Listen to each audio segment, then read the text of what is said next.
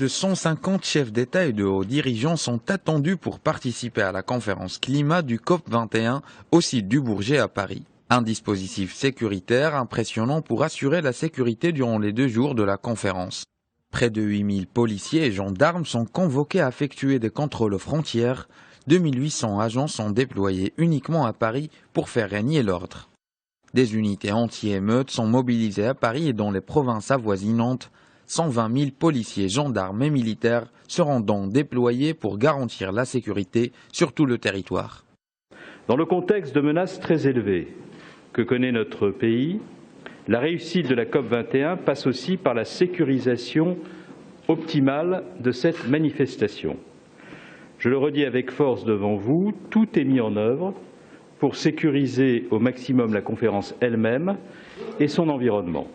La mise en place de ce dispositif sécuritaire a pour objet de garantir le bon déroulement de la conférence COP21, tenue quelques jours après les attentats terroristes qui ont frappé Paris.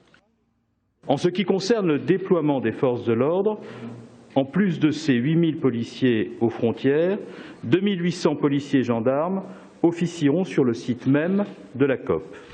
Les unités de force mobile, compagnies de CRS et escadrons de gendarmes mobiles, seront sollicités à un niveau sans précédent, tant à Paris qu'en province, afin que l'ordre public soit assuré en permanence pour éviter tout débordement. Les autorités françaises ont engagé les Parisiens à ne pas utiliser de voitures personnelles durant le 29 et le 30 novembre, puisque plusieurs portions d'autoroutes et de périphériques seront fermées. La maire de Paris, Anne Hidalgo, a par ailleurs annoncé que les transports en commun seront gratuits pour garantir la fluidité du déplacement lors des temps forts de la COP21.